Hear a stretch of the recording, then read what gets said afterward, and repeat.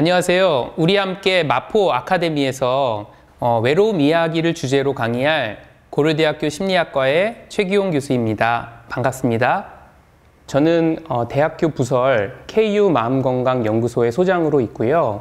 마음건강 KU 인지행동치료센터에서 심리학자로서 여러분들의 마음의 고통, 심리적인 어려움 이런 부분들에 대해서 상담을 제공하고 있는 소장으로 있습니다. 자, 오늘은 여러분들과 함께 외로움에 대해서 그리고 노년기에 대해서 조금 말씀을 함께 나눠보도록 하겠습니다.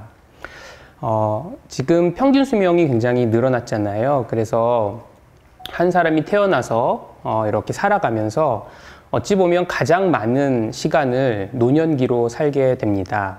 그리고 2025년만 되어도 10분 중에 2분 정도가 노년기의 삶을 살게 된다고 하고 있습니다. 그리고 지금 현재에도요, 서울시의 인구 통계를 봤을 때 10분 중에 1분에서 2분 정도가 노년기 65세 이상의 기간을 보내고 있다라고 알려져 있습니다. 자, 그럼 노년기의 외로움이 이제 굉장히 중요한 이슈로 부각이 되고 있는데요. 우리가 노년기가 되면서 삶에 여러 가지 변화가 나타나게 됩니다. 그 중에 하나가 우리가 질병이나 이런 부분들이 생기면서 좀 어떤 몸에 불편감이 생기기도 하고요. 그리고 가족들이 이렇게 동거하는 숫자가 점점 이렇게 줄어들게 되기도 하고요. 그리고 사회적인 변화로 인해서 사람들과 접촉하는 어떤 이런 기회들도 점차 줄어들게 되는데, 특히 최근에는 코로나로 인해서 많은 사람들이 물리적인 거리를 두기, 그리고 사회적 거리 두기 이런 일들을 하면서 더 많은 사회적인 접촉의 기회가 줄어들게 되는 것 같습니다. 이와 더불어서 또 노년기가 되면서 주변 사람들과 또 이제 사별을 경험하시는 분들도 이제 점차 늘어나게 되면서 이 고립이라는 부분, 그리고 외로움이라는 부분이 굉장히 중요한 우리 삶의 토픽으로 자리를 잡는 것 같습니다. 자, 그래서 노년기의 외로움을 얘기할 때는 항상 노년기의 고립, 이런 부분도 함께 얘기가 되는데요. 통계들을 좀 살펴보면 한 10분 중에 한 2분에서 4분 정도가 실제 사회적으로 고립이 되어 있다라고 보고가 되어 있고요. 그 중에 10분 중에 한두 분 정도는 그 고립의 정도가 꽤 심각한 수준에 이른다라고도 얘기하고 있습니다. 이 부분은 조금 더 객관적인 어떤 데이터이고요. 내가 정말로 고립이 되었든 안 되었든지 간에 주관적으로 우리가 사회적인 어떤 고립감을 느낄 수도 있습니다.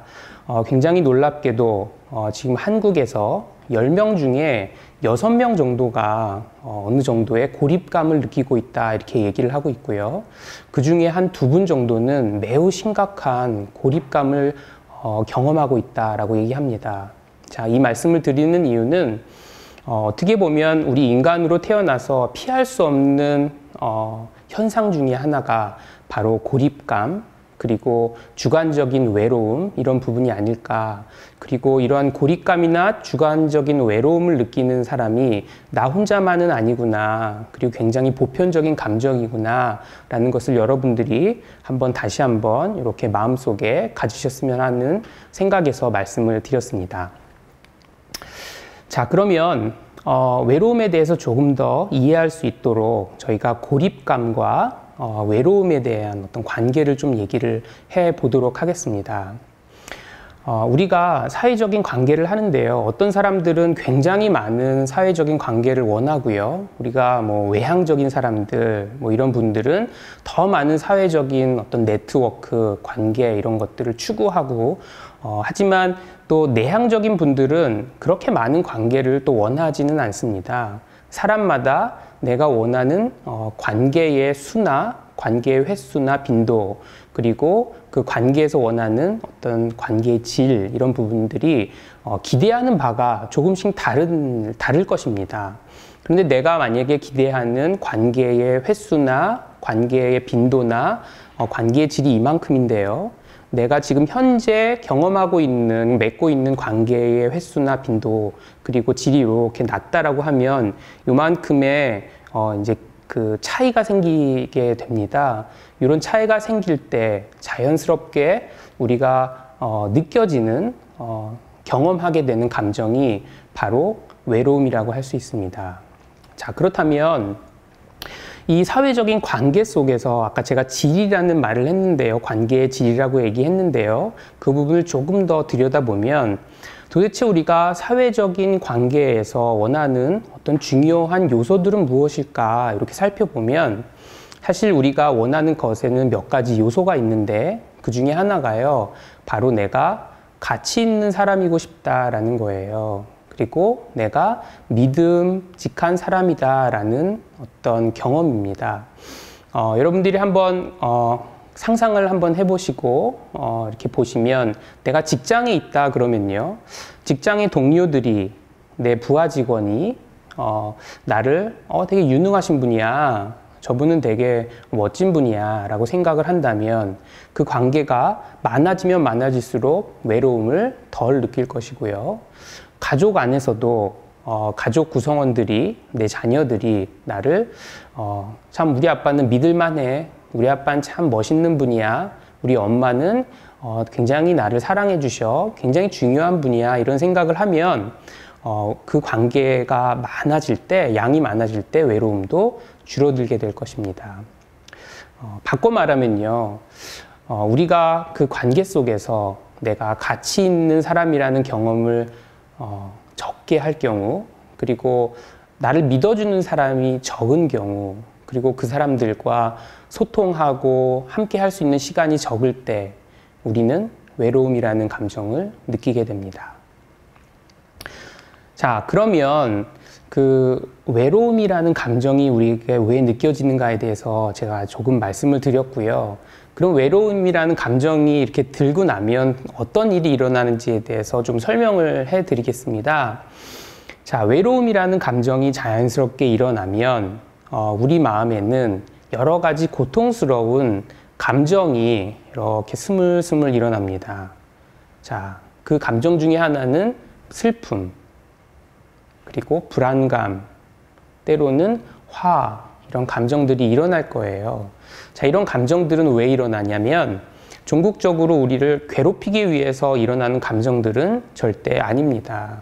이 감정들은요, 사실은 우리를 외로움에서, 외로운 상황에서 우리를 이렇게 밖으로 나올 수 있도록 도와주기 위해서 나오는 것들이에요.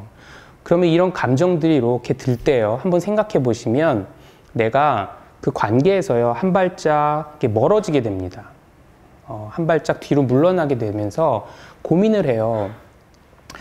도대체 내가 뭘 잘못했나? 아니면 혹시 내가 조금 어떤 나쁜 모습이 있나? 내가 모자란 면이 있나? 이런 부분들을 고민을 하게 됩니다. 왜냐하면 사람들이 생각했던 것보다 나를 덜 신뢰하고 덜 존경하고 나랑 이야기하려고 하지 않고 그런 것 보면 뭔가 내가 잘못했을 수도 있겠다. 아니면 내가 좀 미운 구석이 있나 보다. 이런 생각을 자연스럽게 하는 거고요. 그런 생각을 하게끔 만드는 감정들의 목적은 잘못한 게 있으면 고쳐라. 그리고 내 미운 부분이 있으면 조금 나아지도록 만들 수 있게 노력해라 라는 신호를 주는 겁니다. 하지만 이런 감정들은 꽤 고통스러워요. 그래서 우리가 일종의 스트레스다 이렇게 부르게 됩니다. 우리는 이런 감정이 들 때 이렇게 들여다보고요. 아이고, 내 마음속에 이런 감정들이 드는구나 라고 들여다보고 그럼 내가 뭘 하면 좋을까 이렇게 고민은 하는 경우도 있지만 그렇기보다는요, 그냥 떨쳐버리려고 생각하지 않으려고 합니다. 그러면 이 감정들이 무슨 일을 하냐면 떨쳐지는 게 아니고요. 이거 봐라. 내 말을 잘 안 듣네. 더 큰 고통으로 우리한테 신호를 줍니다. 왜냐하면 내가 잘 못 알아차린 줄 알고 신호를 주는 거예요. 그럼 더 큰 고통 속에 있겠죠? 그럼 난 더 도망가고 그럼 더 큰 고통이 있겠죠?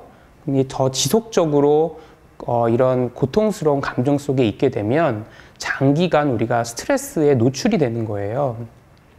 자, 그러면 어떤 변화가 일어나느냐? 우리 스트레스를 이렇게 껐다 켰다 해주는 그 스위치가 우리 뇌 안에 있습니다. 그 뇌가 이거는 좀 위험해. 그러면 스위치를 탁 켜줘요. 그럼 우리 몸에 변화가 일어납니다. 심장도 빨리 뛰고요. 그리고 우리가 면역력도 순간적으로 좀 약해지고, 왜냐하면 우리의 에너지가 어떤 싸우거나 도망가거나 이런 근육들의 에너지가 써야 되거든요. 그리고 우리 몸이 전체적으로 그러한 어떤 전투 모드, 그리고 싸워야 되는 모드, 이런 쪽으로 바뀌게 되는 거예요. 그리고 머릿속에서는 계속 우리의 루프가 돌아갑니다. 내가 잘못했나? 걱정을 계속 하게 되는 거예요. 이런 상황이 되다 보면 이 스위치가요, 오랫동안 우리 코티졸이라는 호르몬 속에 있다 보면 이 스위치가 이렇게 망가지게 됩니다. 망가지게 되면 스위치를 껐다 켰다 하질 못하니까 스위치가 계속 켜 있는 상태가 되어 있는 거예요. 그러다 보면 이 뇌 부위가 점점 그 세포들도 죽어가고, 근데 이 뇌 부위가 굉장히 중요한 역할을 또 하나 하는 게 기억력, 이런 부분인데요. 그러다 보니까 기억력도 좀 떨어지고, 내가 뭔가 생각하려고 해도 생각도 잘 나지 않고, 그리고 면역력도 감소하고, 잠도 잘 못 자겠고, 그러다 보니까 심혈관 질환도 생기고, 이런 악순환의 고리가 이렇게 생겨난다고 하는 겁니다. 자, 그럼 외로움이 이렇게 일어났을 때 사실은 목적은 우리가 사람들과 더 좋은 관계를 유지하자라는 목적으로 우리에게 왔지만, 우리가 어떻게 이 외로움을 다루냐에 따라서 내 건강이 해쳐지는 경우도 있고요. 또 어떤 경우에는 다시 그 관계를 회복하는 경우도 있을 것입니다. 자, 이 외로움은 정말 고통스러운 걸까요? 정말 고통스럽습니다. 제가 심리학자라서 여러분들 공감하니까 고통스럽다라고 얘기를 드리는 게 아니고요. 실제로 여러분들이 어디에 상처가 났을 때 경험하는 고통과 유사하거나 더 크다고도 합니다. 자, 외로움이 닮아져 있는 거는 내가 사회 상황에서 고립이 됐을 때, 내가 원하는 관계에서 거절당했을 때 그 외로움이 이렇게 커질 텐데요. 자, 여기 화면에 보시면 하나의 실험이 하나 있는데 제가 좀 소개를 해드릴게요. 이 실험은 아주 재미있는 실험인데 한 분이 이렇게 그 실험실에 오면요, 이렇게 설명을 해드립니다. 게임을 하시는 거고요. 다른 방에는 다른 두 분이 계세요. 그래서 요 분들하고 공놀이 게임을 하는 겁니다. 그래서 지금 참가하시는 분께서는 공을요, 요 두 분, 다른 분들 중에 한 분한테 이렇게 던져주면 돼요. 이렇게 클릭하시면 됩니다. 그러면 공이 저쪽으로 가고요. 저쪽 방에 있는 분이 컴퓨터에서 또 다른 사람한테 토스하고, 또 저한테 토스하고, 이런 일이 일어날 겁니다. 이렇게 말씀을 드려요. 그래서 한 10번 정도는 제가 토스해드리면 저한테도 주고, 다른 사람한테도 주고 이러는데, 10번 지나고 나면 요 두 사람이, 다른 방에 있는 두 사람이 자기 둘이서만 공을 주고받는 거예요. 자, 이렇게 됐을 때 내가 실험에 참여한 사람들이 상당한 고통을 경험한다고 합니다. 거절감을 경험한다고 합니다. 자, 그리고 요거를 그 실험실에서요, 이렇게 그 뇌 영상을 한번 찍어보기도 했습니다. 그랬더니 이렇게 컴퓨터 앞에서 내가 좀 거절당하는 경험을 했을 때 활성화되는 뇌가 이렇게 빨개지는 부위가요, 내가 어디 다쳤을 때 이렇게 빨개지는 부위랑 동일하다라는 거예요. 또 재밌는 거는, 여러분들이 어디 이제 아프시면요, 우리 타이레놀 같은 거 드시잖아요. 그럼 타이레놀은 이렇게 고통이 있을 때 우리를 이렇게 고통을 줄여주는, 이런 그 고통을 줄여주는 이제 약이잖아요. 그런데 실제로 타이레놀을 이렇게 복용을 하잖아요. 그러면 심리적인 고통도 이렇게 줄어든다라는 거예요.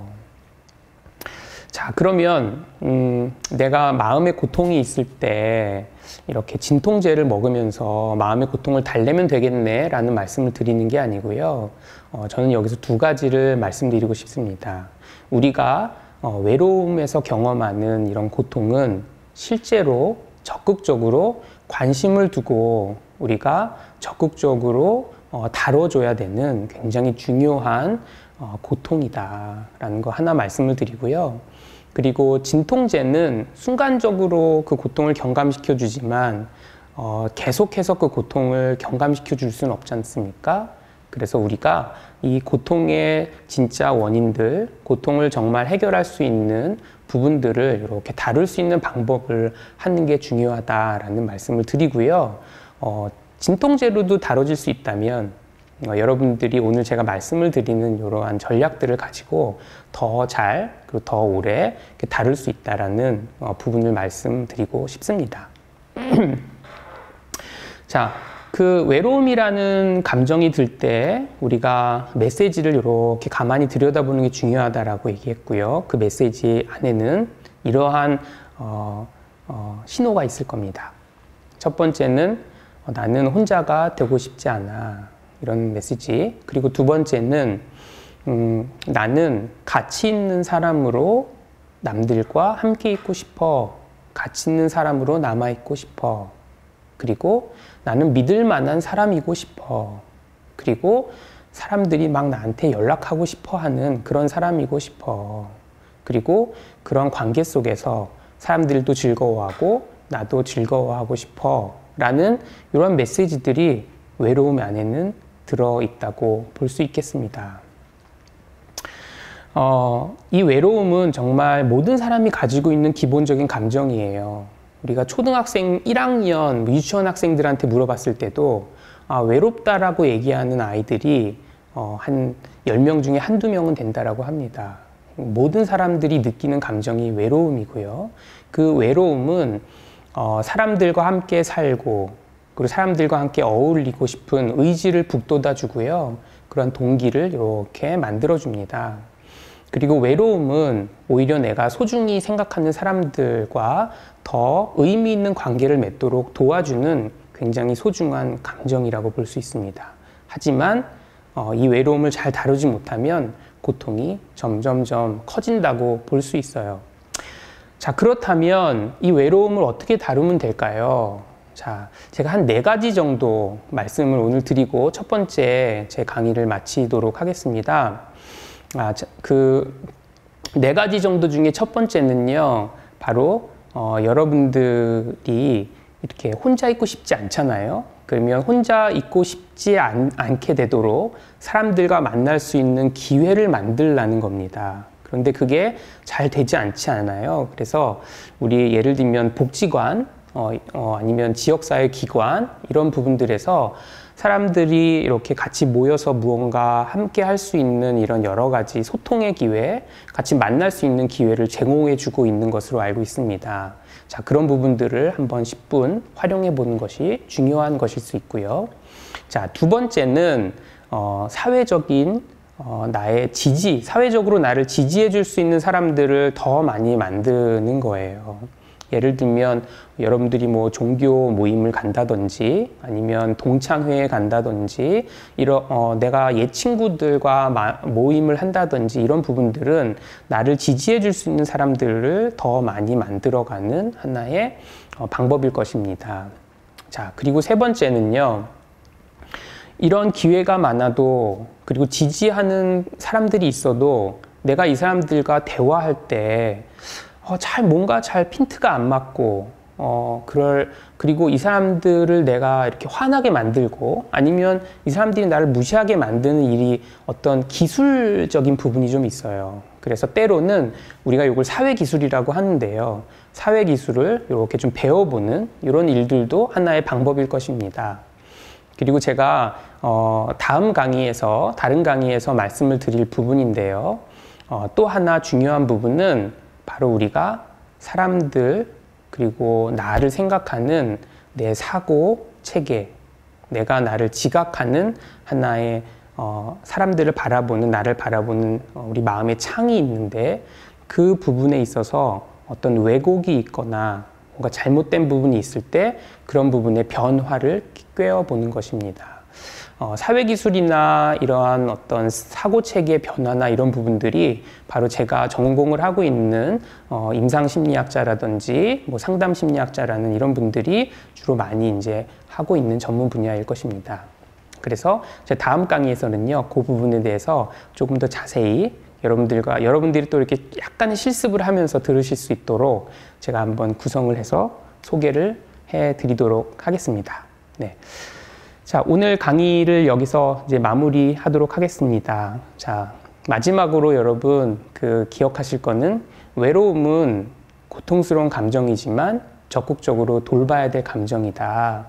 왜냐하면 이 감정이 사실 내가 우리의 노년기의 삶, 우리의 삶의 관계 이런 부분들을 더 풍족하게 그리고 더 의미 있게 이렇게 만들어주는 굉장히 중요한 우리 삶의 리소스, 어떤 그 재원이다라고 하기 때문에 그 말씀을 드리고 강의를 마무리하겠습니다. 지금까지 외로움 이야기를 주제로 함께 말씀을 나누었습니다. 어떠세요?